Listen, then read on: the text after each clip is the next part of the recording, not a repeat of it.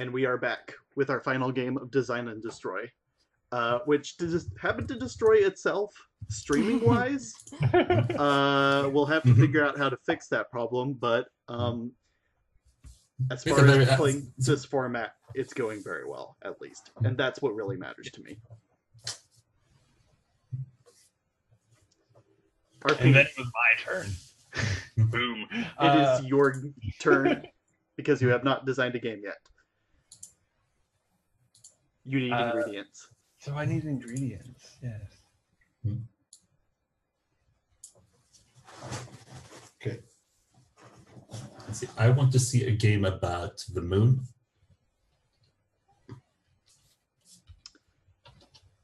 Hard light.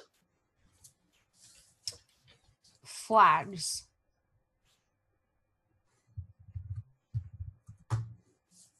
All right. So,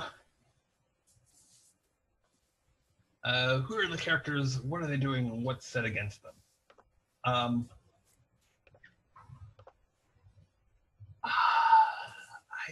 me see.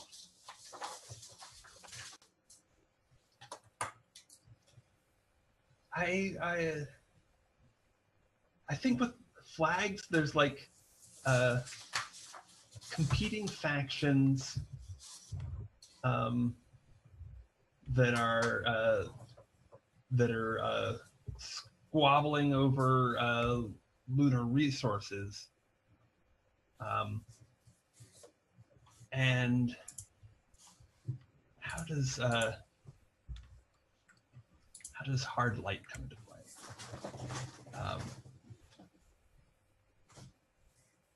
Maybe it's their weapons. Yeah.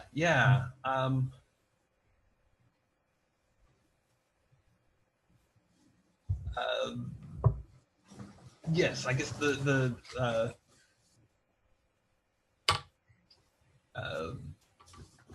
conventional weapons have become obsolete due to the invention of hard light, which is both can be used both defensively and offensively in this struggle.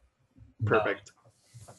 And are we situated on the moon, or are we like colonizing the moon? I think that maybe one faction is already on the moon, and then there's another that has like a station in orbit. Mm-hmm.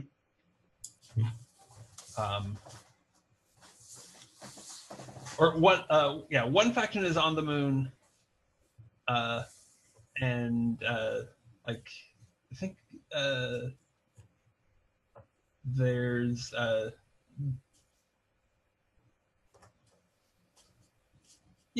guess just two factions rather than three. Perfect. Okay. What are the players' jobs?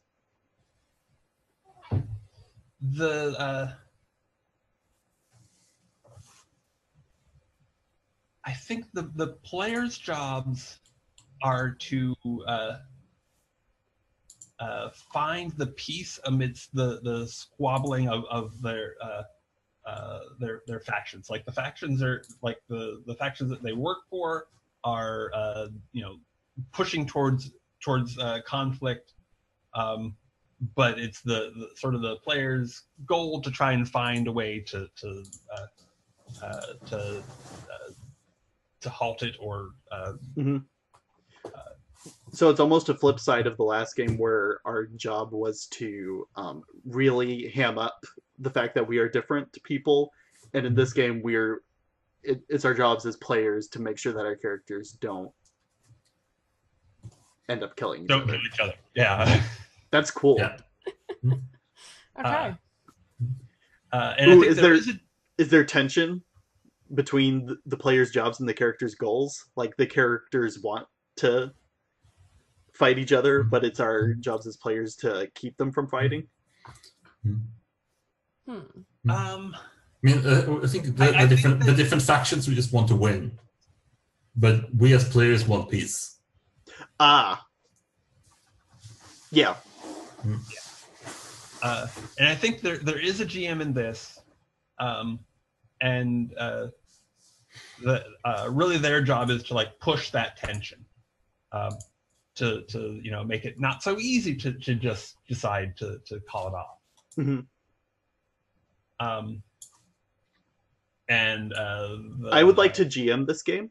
I'm just going to step forward and say that I want to GM this game. Okay. I'd like to be voices in both of your heads that are your memories, and the conditioning from both of your factions, like the social pressure. I like that. What should the GM play to find out? Really to find out whether or not this is it goes to blows, or it can be pulled from the brink of disaster. Cool. And let me see, what circumstances call for a die roll, or do we want to get back to that one? I think that there's a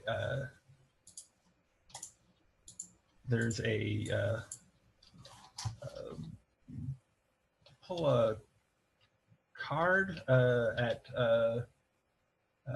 opening,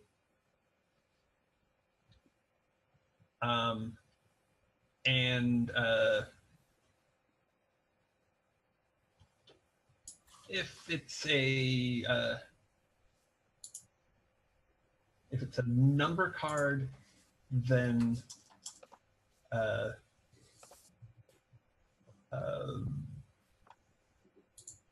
if a number card, then the player uses that number as part of their establishing the scene.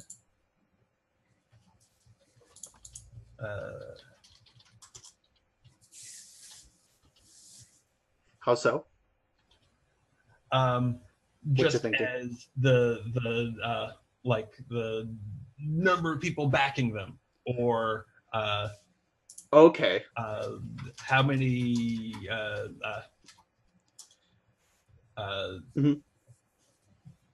or like how many units of energy for the hard light they have left. Incorporate it however they want. How many thousands of dollars you'll have to pay to have your wounds treated? And that's your choice? Yeah. That's cool. And then if it's a face card or joker, because I think jokers are... Let me check what's in this deck. I think it's 54, so it does have jokers. Yep. Then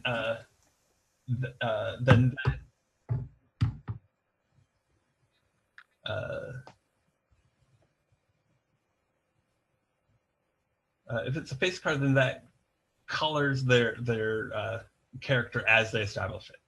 Like if it's a jack, then they're then they generally be like a young upstart. If it's a king, like a queen, more of a wiser, maybe more like maybe they're a commander of one faction or another, or Okay. like a head scientist. Yeah, maybe there's a difference between like military and non-military commanders. Yeah, like, non-military, like figure of power. Yeah, of some sort. Yeah. What happens when you draw an ace? Is that a number card? Is it high or low? Yeah. Exactly. I think if it's an ace, then then GM establishes the opening scene. Fun. Interesting. And should the suit say something about maybe the mood of the scene?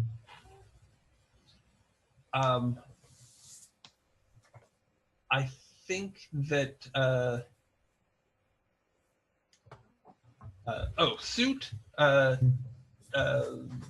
does fit into the mood, but it's a different player explains how the suit does so. Okay, cool. So, like, if we draw spades, then we're doing military training and have been dropped in on. Because spades are like swords, and yeah. Yeah, so maybe like spades is like armed conflict. Hearts can be like I think it's up to the player how they just interpret as necessary. Okay, cool.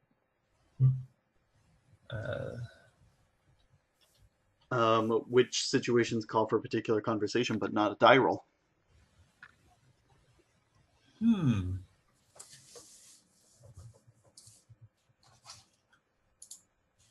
Let me see. I think that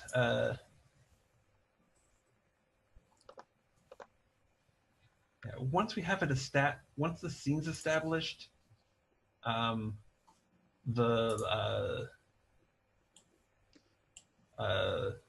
should that we have prompts for questions to ask each other? Yeah.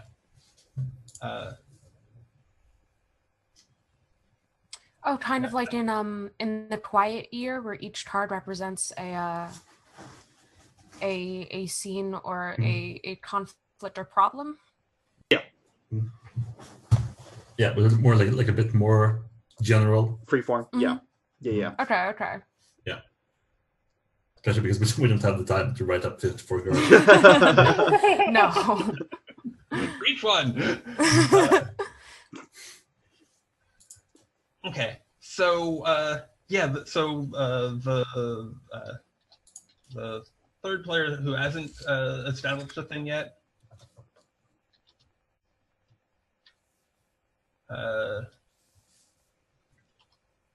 asks a question.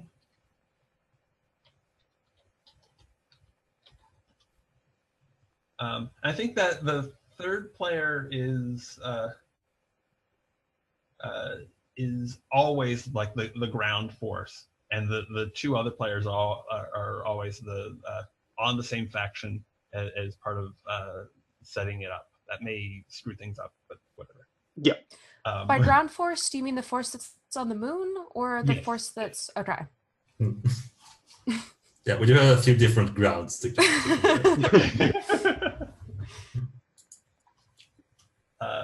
rather than the orbital. Okay. Gotcha. And okay, so what should be the nature of that question? Like it should be, I think.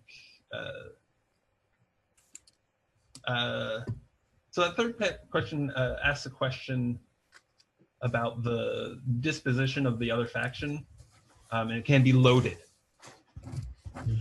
Okay. So, like, why are you still here?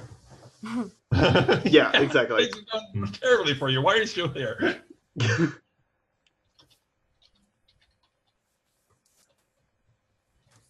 Okay, cool. How much time do we have left?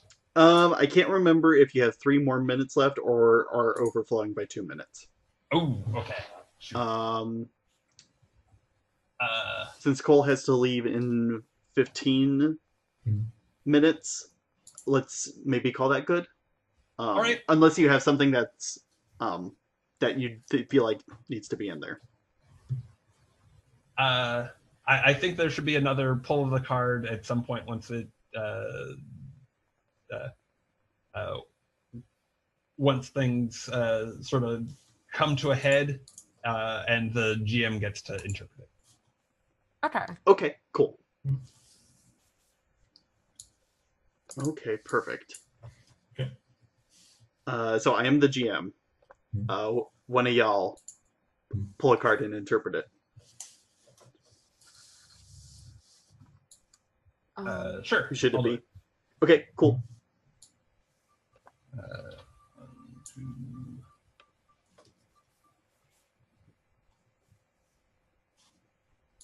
What'd you get?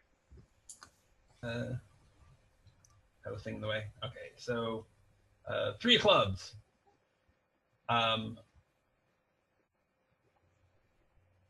So I think that there are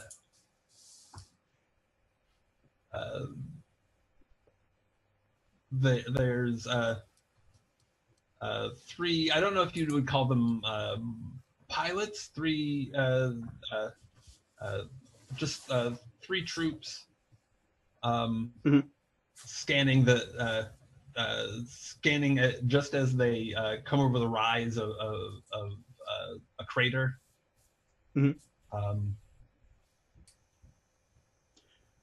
Oh, cool. How are you going to interpret clubs? I almost think of clubs as being like wooden objects, so maybe there's like some sort of like moon garden or something. Yeah, I could you also call that. Yeah, I could also see it just as like fortune, like something good is happening. Yeah. Either in the terms of like you found some resources, or like just something good is happening for your faction. Maybe it's like a greenhouse that has finally started to produce results, like mixing garden and luck. Sounds good. Yeah. Yeah. So are you the other person on the orbital faction? Yes. Okay. Okay. So I am. Who am I as a GM again? I'm the tension between our groups. Yeah, just pushing conflict. Okay, cool. I think that this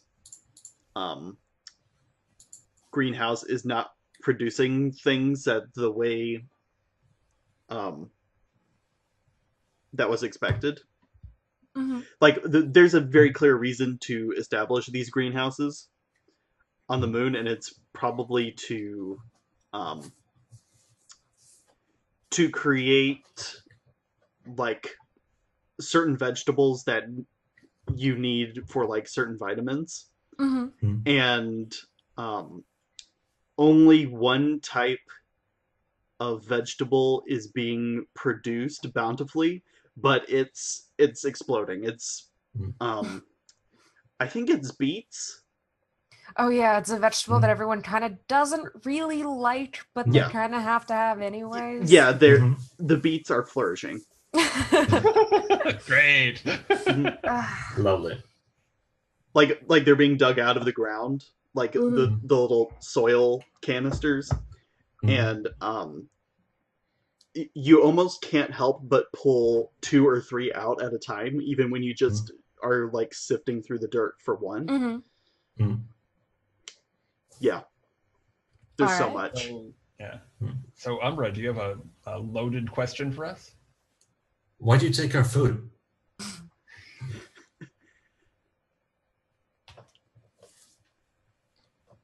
I think that.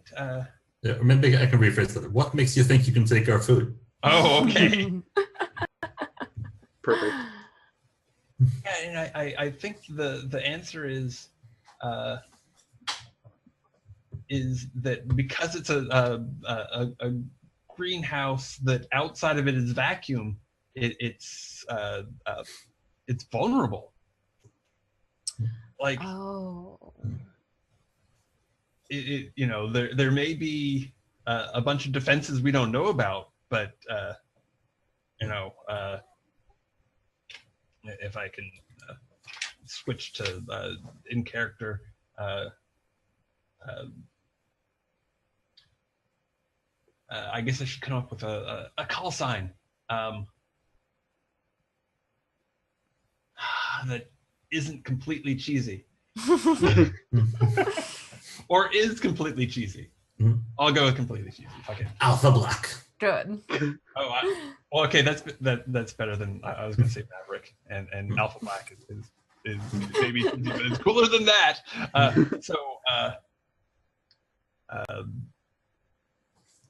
Alpha Black is all, well, one shot, and there's starvation and scurvy. I mean, that's the orders, right? I don't know, though. But really, fuck orders. Sometimes they don't know what they're talking about. Sometimes the situation is different on the ground than it is up there. Yeah. Maybe the situation is not quite like this. Maybe we should report heavy resistance. A lot of the ground force media, like all that it talks about is the incompetence of the Orbital Research Team. Yeah, we definitely play up the indecisiveness. Like we've seen them land a lot of times. What are they doing? Why do they just go back all the time? What do they want? Why are they here? This is our moon, scrub. I think that they're that the person who is in charge of their operations is just a politician from Earth. Oh, okay. Who's been put into this position because it's kind of there's a word for this, a sinecure, which is a position of power which comes with nothing but privilege and no actual work. It's not like he knows what it's like to actually live on the moon. He's an outsider. Yeah, he's damned Earth politicians. Yep. Yeah, he probably doesn't even live on the planet. He doesn't live on the moon. He has like a nice house down on Earth. He's never actually been here. He takes a shuttle back and forth, a private shuttle. Yeah. Not even gonna slum it with us. No, he has had a space elevator built for him. Yes. To the orbital force, to the Orbital Research Team. The ground force on the moon has had many, like they've operated many failed experiments. Like they've done a lot of experiments, but it's very popular how many of them have gone, have spent a lot of money to produce no results. And the Orbital Team is fed this idea that the moon ground force is kind of a money pit where you kind of you have to pay twice as much to get half as much.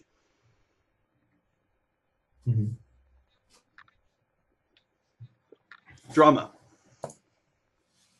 I like it. So, if we're gonna report heavy resistance so that we don't have to take this thing out, I guess we need to shoot each other. Well, maybe not each other, but we do need to shoot. I mean, they can measure how much we, whether or not we've used, how much of our hard light has been used up. What do you think? I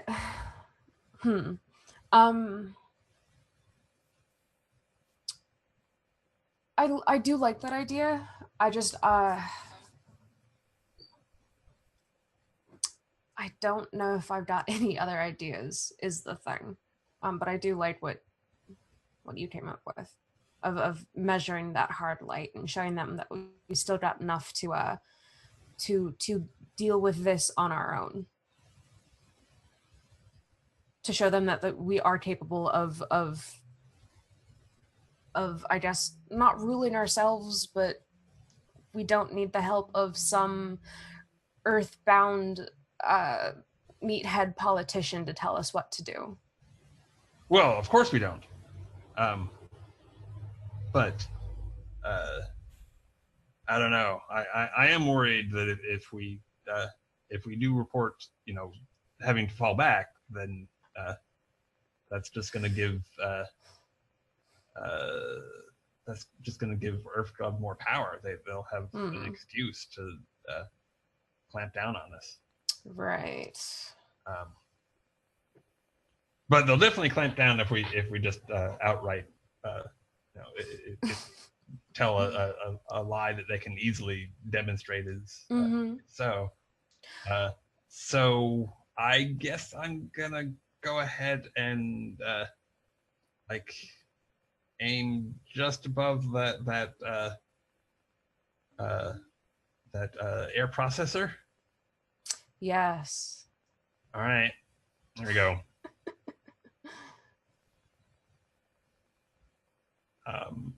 So yeah, I'm gonna fire sort of a warning shot near the air processing unit.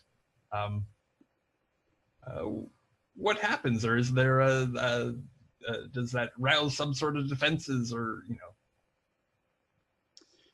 Should we draw a card for that? Yeah, I think so. Yeah.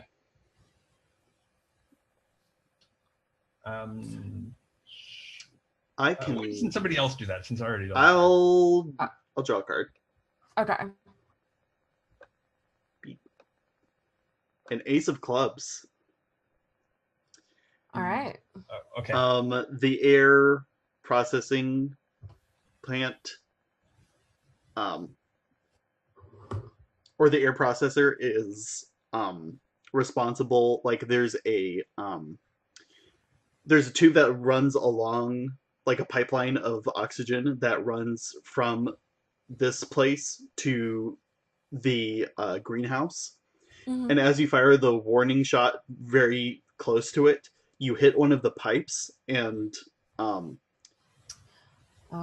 rips out the oxygen from that pipe. And that pipe can be closed off from whoever's managing the air system to preserve the oxygen.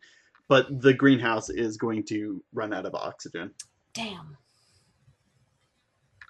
What? Or I guess it would be carbon dioxide instead. Yeah, like it's because plants produce. We take the. Yeah. Yeah. Science. Yeah. Ooh, I like maybe... that. I like that. We cut off our own oxygen that we're getting from the greenhouse.